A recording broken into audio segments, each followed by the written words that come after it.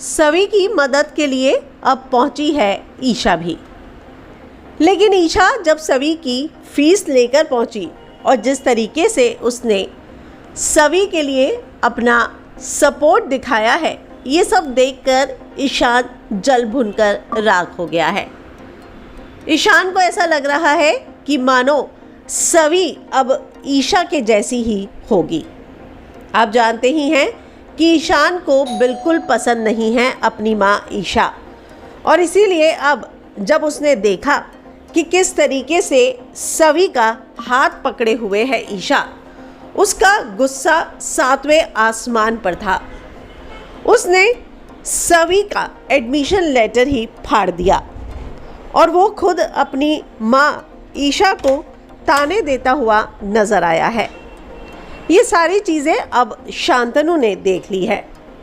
शांतनु काफ़ी समय से चुप है और इन सारी चीज़ों को बर्दाश्त कर रहा है, लेकिन जब उसी के सामने उसकी पत्नी की इस तरीके से उसका बेटा इंसल्ट कर रहा है तो शांतनु से रहा नहीं गया।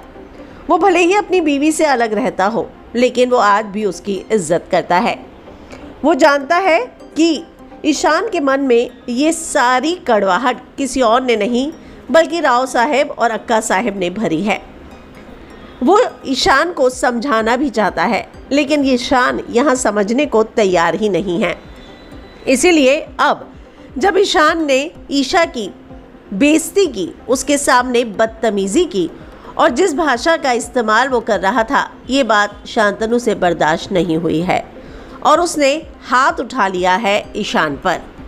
तो एक बात तो तय है कि अब ईशान जो है लगातार जिस तरीके से अपनी माँ के नाम से चिढ़ता है, ये बात हमेशा सभी सोचती थी कि आखिरकार इतना ज़्यादा वो ईशा मैम के नाम से क्यों परेशान हो जाता है।